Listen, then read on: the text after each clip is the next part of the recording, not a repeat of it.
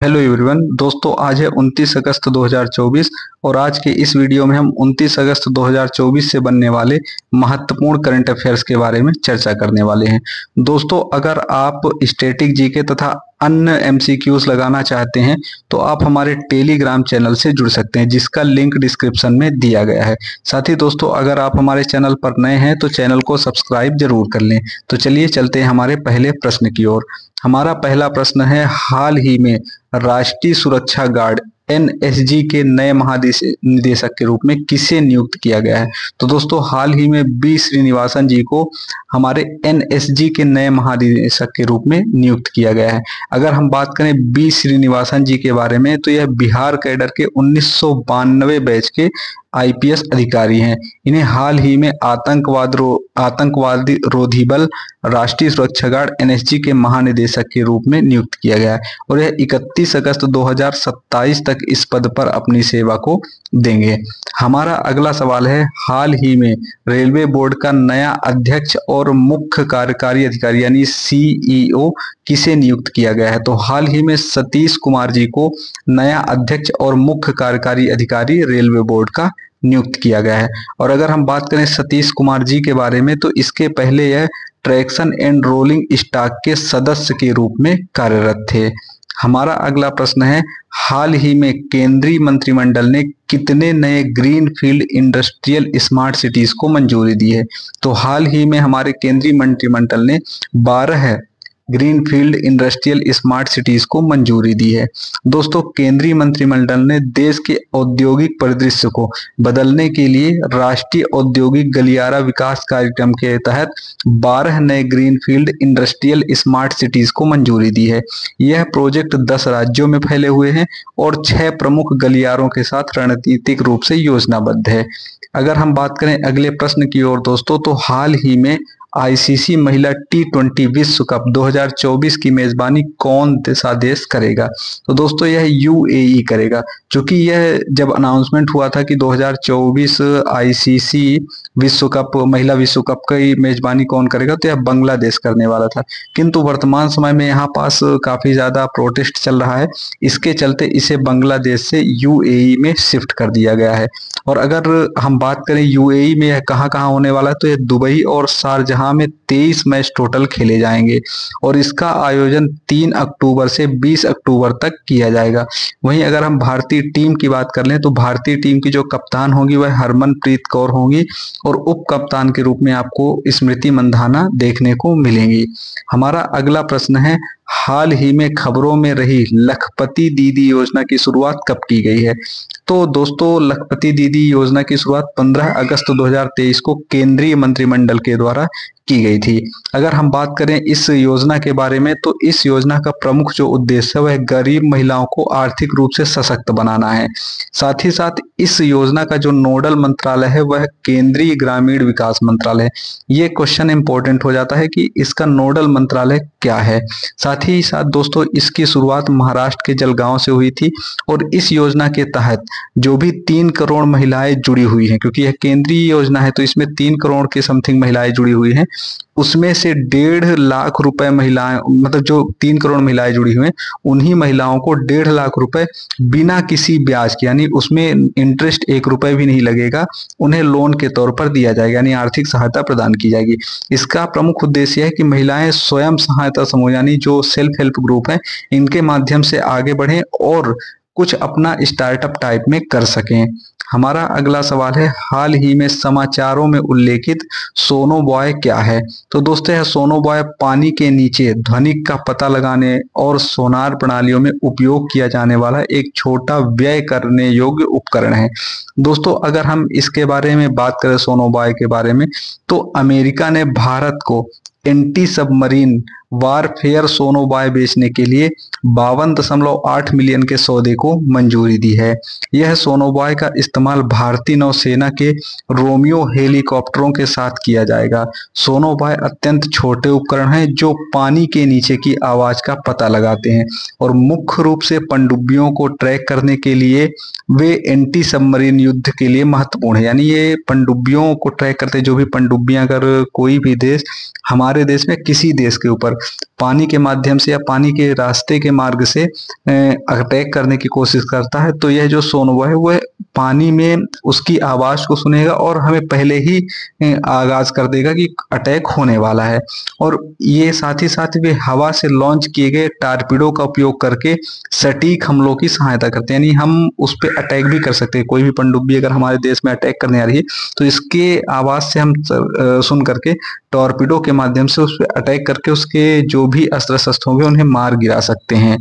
हमारा अगला सवाल है, हाल ही में समाचारों में रहा विरूपाक्ष मंदिर किस राज्य में स्थित है?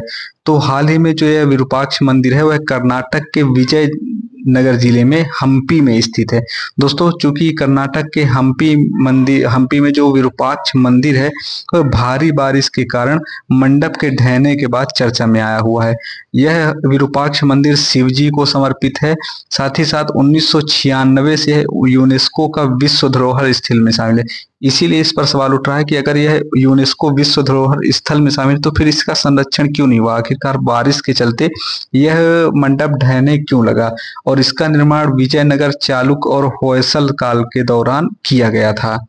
दोस्तों, अगर हम अगले क्वेश्चन की बात करें तो हाल ही में यूनिफाइड लैंडिंग इंटरफेस ULI किसके द्वारा लॉन्च करने की बात कही गई है?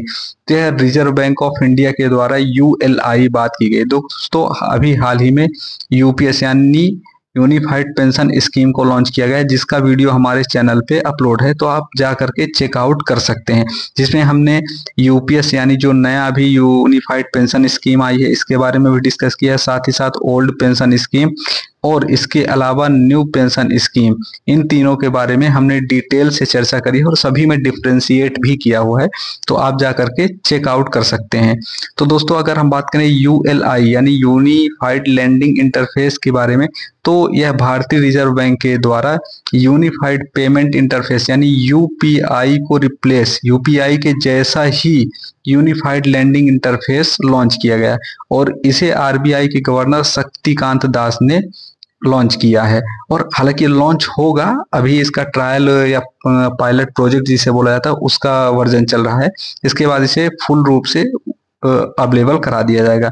यूनिफाइड लैंडिंग इंटरफेस लोन लेने के पूरे सिस्टम को आसान बनाने के लिए क्रेडिट प्रोसेसिंग में लगने वाले समय और पेपर वर्क को कम करने के लिए डिजाइन किया गया है।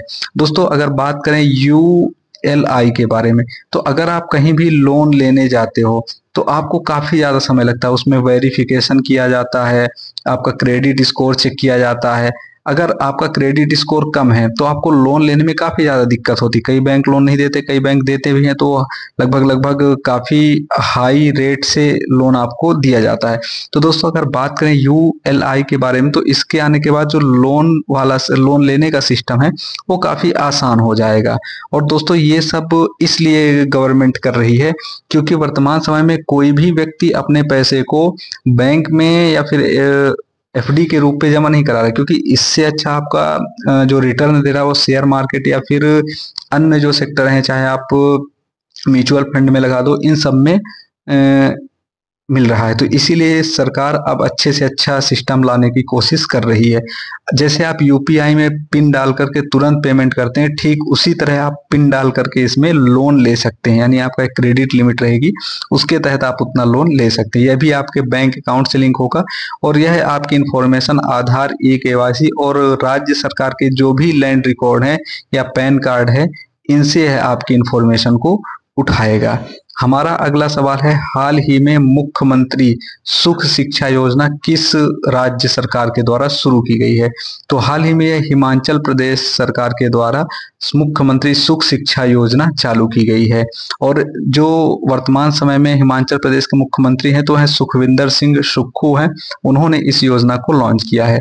इस योजना का प्रमुख उद्देश्य अगर बात की जाए तो सामाजिक और आर्थिक रूप से कमजोर महिलाओं और विकलांग बच्चों के माता पिता को वित्तीय सहायता प्रदान करना है, ताकि वह अपने बच्चों का शिक्षा और अन्य क्षेत्रों में कल्याण कर सकें। अब इसके लिए जो वित्तीय वर्ष 2024-25 में राशि का आवंटन किया गया है वो 53.21 करोड़ रुपए किया गया है। और साथ ही साथ इस योजना के लिए जो पात्र परिवार होंगे या पात्रता जिसको होगी, वह ऐसे परिवार होंगे जिनकी आय 1 लाख रुपए से कम है, यानी 1 साल में उनकी आय 1 लाख रुपए से कम है। ऐसे बच्चों के लिए ये योजना शुरू की गई है। हमारा अगला सवाल है, हाल ही में केंद्रीय वित्त मंत्री ने किस शहर में जीएसटी भवन का उद्घाटन किया है? तो हाल ही में उदयपुर में केंद्रीय वित्त मंत्री निर्मला सीतारमण ने जीएसटी भवन का उद्घाटन किया है।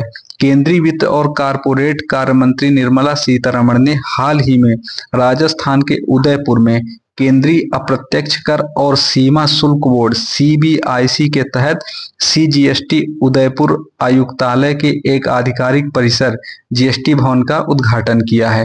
और इसके अलावा उन्होंने सीमा शुल्क संचालन के लिए एक hand held device ice tab 2.0 भी लॉन्च किया है। तो ये भी इंपॉर्टेंट है, ये पूछा जा सकता है कि आइस टैब 2.0 को किसके द्वारा लॉन्च किया गया है? तो यह केंद्रीय वित्त मंत्री निर्मला सीतारमण जी के द्वारा उद्घाटन या फिर लॉन्च किया गया है।